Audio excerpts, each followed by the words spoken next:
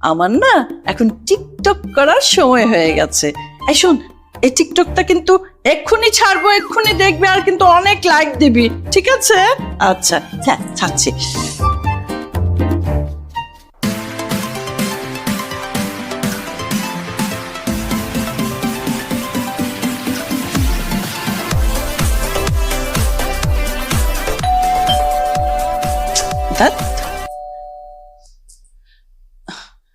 মালিহা, মালিহা, দেখ তো কে এলো।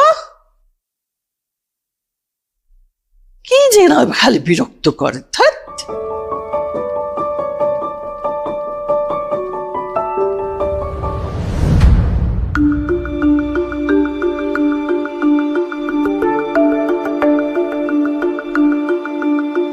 আবির, তোর সাথে মেয়েটা কে?